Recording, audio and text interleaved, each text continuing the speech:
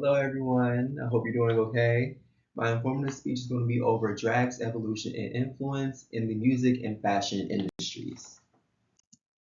In the hit reality television show RuPaul's Drag Race, there are many contestants from Bentley Creme to Simone who share with the world that drag has changed their lives, and they would be dead without it. One common thing among all these contestants is that they come from households that rejected their queer identities and forced them to live in the streets alone. Given that there are many laws, legislation, and policies that restrict drag performance, I'm going to ask this question. How can an art form that is constantly disregarded and bashed in our society have a huge impact on people in the queer community? Well, to answer that question, we need to answer this. What is drag? Drag is a form of expression where individuals portray an exaggerated version of a gender orientation through their fashion, performance, and music. In a more literal sense, the word drag is an acronym for dress as a girl. Through this art form, many queer individuals find freedom and happiness that they've longed for in their youth. In this presentation, I'll be discussing the evolution and influence of drag in the music and fashion industries. Drag is an art form that has continued to influence pop culture since its conception in the 18th century. Before digging into the influence of drag, we must discuss the evolution of the art form first. The introduction of drag in the early 18th century was largely due to the intensity of bigotry present in legislation. According to anthropology researchers Michael Markriev and Pierre Leonard, drag originated in England of the early 1700s. At that time, gay sexual activities were illegal, systematically prosecuted, and could result in capital punishment. Like many drag performers today, citizens back then who did not fit into the status quo found solace in this art form. Some researchers also argue that drag and female impersonation originated in kabuki theater. In those days, women weren't allowed to act and perform in kabuki shows, which is why many male performers had to disguise themselves as women characters. The most striking change that drag underwent between the 18th century and now is the competitiveness of the art form.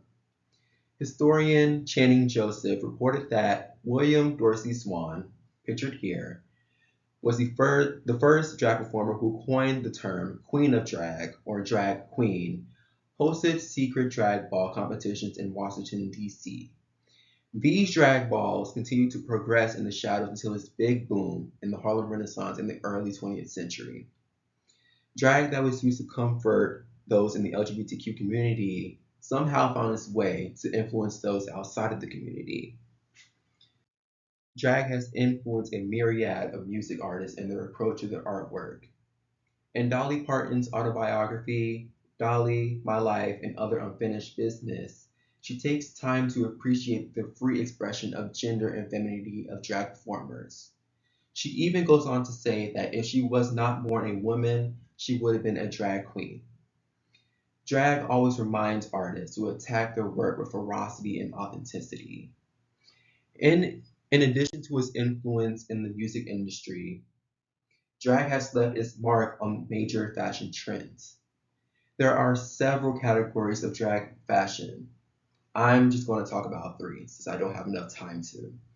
Genderfuck, club kid, and ballroom. Genderfuck fashion blurs the lines between gender, sex, and sexual practice by mixing masculine qualities like a long beard with female ones, breasts, long hair, nails. The drag artist pictured in the left, you can see that he has a long pink beard with long nails, a staple in genderfuck fashion. Club Kid fashion completely ignores the gender construct with its bright colors and harsh lines. Drag artists who specialize in this kind of fashion like to mix bright colors like yellow, red, and orange and neon pink just to express their crazy aesthetic with the world. Ballroom fashion made drag performers believe that they could live glamorous lives by it being a reflection of mainstream fashion. Many drag artists who specialize in ballroom fashion wear huge gowns, huge dresses, chic trends like you would see in Met Gala or New York Fashion Week or Paris Fashion Week. With its presence in the music and fashion industries, drag cemented its place in pop culture.